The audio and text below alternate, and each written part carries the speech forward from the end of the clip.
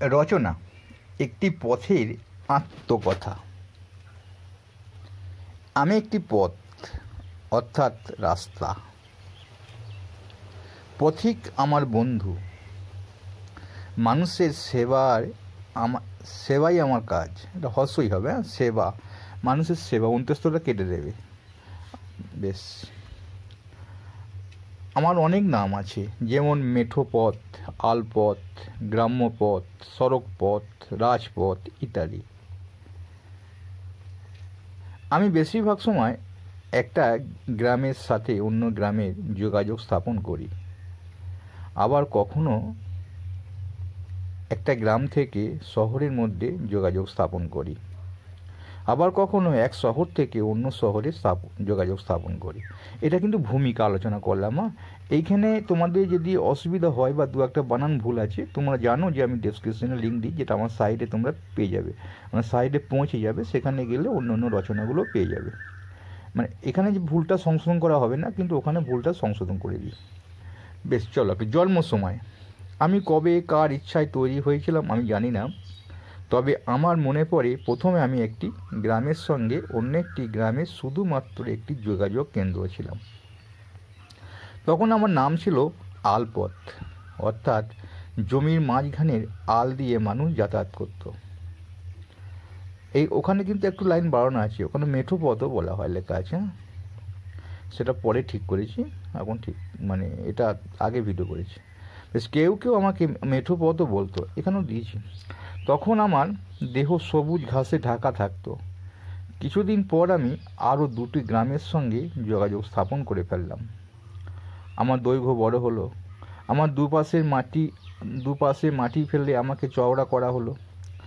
আমার ওপর দিয়ে তখন গরুর গাড়ি চলাচল করতো।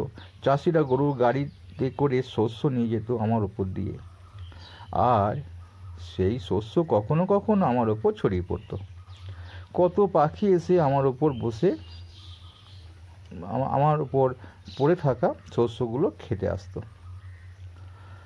তখন আমার খুব ভালো লাগতো হবে। আমার উপর দিয়ে পালকি চলে যেত। কখনো কখনো মানুষ ঘোড়ায় যাতায়াত করত। পথে চলতে চলতে মানুষরা কত গল্প করত। পথ চলতি মানুষেরা কখনো কখনো আমার সুনাম করত। ছেলেরা আনন্দ করতে করতে আমার ওপর দিয়ে স্কুল যেত। তারপর আমার ওপর লাল মাটি দিয়ে সুন্দর করে সাজানো হলো, অর্থাৎ মুরাম রাস্তা। দুধারে গাছ লাগানো হলো। আমার সৌন্দর্য আরও বেড়ে গেল। তারপর অল্প কিছুদিনের মধ্যেই আমি কোনো এক শহরের সঙ্গে যোগাযোগ স্থাপন করে ফেললাম। আমার পথ অনেকটা দীর্ঘ হয়ে গেল। আমার পথ তো হয় না, মানে আমার দেহ অনেকটা দীর্ঘ হয়ে গেল। মানে পথেই রচনা এটা। আমার একটা নামকরণ হলো। আমার অঙ্গে মোরাম থাকলো না, অর্থাৎ লাল মাটি থাকলো না। আমার অঙ্গ কালো পাথর, কালো পিচ দিয়ে ঢাকা থাকলো। আমার মাঝে মাঝে তৈরি হলো ক্যালভার্ট, ব্রিজ। আমার উপর দিয়ে মোটরসাইকেল, বাস, লরি, ট্র্যাক্টর, বিভিন্ন যানবাহন দ্রুত গতিতে চলতে লাগলো। জীবনকাল। ক্রমে ক্রমে আমি বিশ্রাম কি জিনিস ভুলে গেলাম। যখন মাটির রাস্তা ছিল তখন আমি অনেক বিশ্রাম পেতাম। এখন রাতের অন্ধকারেও ভারী গাড়ি আমার ওপর দিয়ে ছুটে চলে।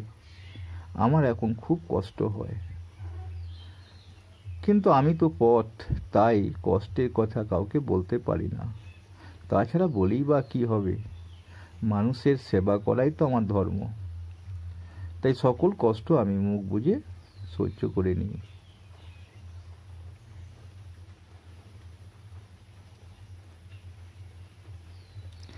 স্মৃতি কাহিনী। তোমরা দেখলে দু এক জায়গায় একটু বানান বা কিছু একটা সমস্যা রয়েছে, ওটা ওখানে ঠিক করে দেবো, কমেন্টে লিখবে। এখানে ঠিক করা সম্ভব হয় না। অর্থাৎ আমার ওয়েবসাইটে আমার যেটা ওয়েবসাইট থাকে সেটা পেয়ে যাবে। বেশ স্মৃতি ডেসক্রিপশনে লিঙ্কটা দেওয়া থাকে।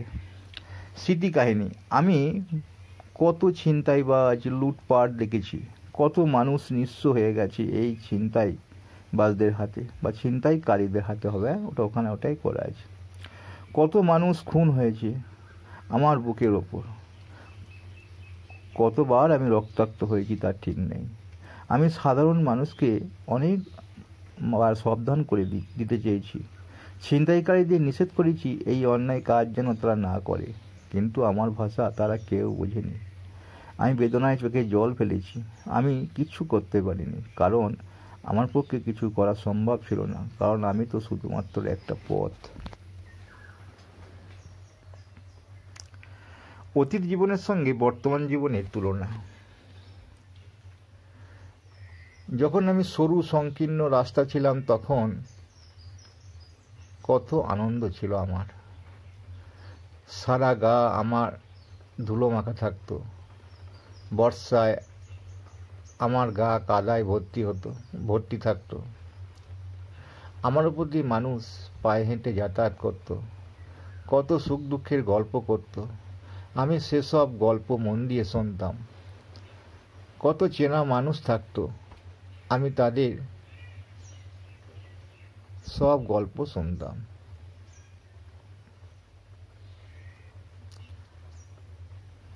গ্রামের বধূরা আমার উপর দিয়ে কলসি করে জল নিয়ে যেত, কৃষকরা আমার উপর দিয়ে ফসল তুলে নিয়ে যেত, গ্রামের ছেলেরা আমার উপর দিয়ে বৈকালে বসে গল্প করত। এখন সেসব কথা অতীত, এখন ওসব কিছু নেই, এখন শুধু গাড়ি হর্নের শব্দ, ইঞ্জিনের শব্দ, চাকার শব্দ শুনে দিন রাত কেটে যায়। এখন রোদ হলে আমার গা তপ্ত হয়ে যায়, তবে কোনো মন্ত্রী এলে বা ভোটের আগে সময় আমাকে একটু সুন্দর করে সাজানো হয়, এই পর্যন্তই। আমার নাম যশ হয়েছে ঠিক কথাই, এখন আমার পরিধি অনেক বড় হয়েছে, আমি চওড়া হয়েছি, তবুও আমার মনে আগেকার মতো সুখ শান্তি নেই, হয়তো আর থাকবেও না। এরপর হয়তো আমি কোনো দেশের সঙ্গে যুক্ত হব, আমি হব সুদূর প্রসারী, আস্তে আস্তে আমি হয়তো অতীতকে ভুলে যাব, পরিচিতি কোনো মুখ কোনো দিন আর দেখতে পাবো না, আমি শুধু বর্তমানে পরিবর্তনের সাক্ষী হয়ে বেঁচে থাকব।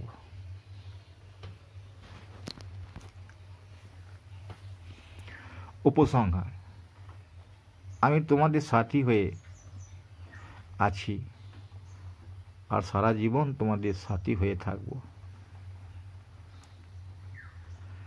তোমরা আমার বুকের ওপর দিয়ে যত দেখে শুনে চলতে পারবে তত তোমরা ভালো থাকবে, তোমাদের দুর্ঘটনা কমে যাবে,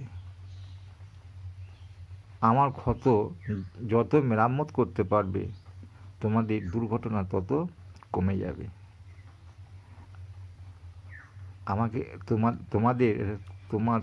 তোমাদের দুর্ঘটনা হলে আমাকে দায়ী করতে পারবে না, কারণ দুর্ঘটনার জন্য আমি কোনো দোষ করতে পারি না, কারণ আমি তো শুধুমাত্র একটি পথ। আমার ভাষা তোমরা কেউ কোনোদিন বুঝতে পারোনি আর বুঝতে পারবেও না। শেষ।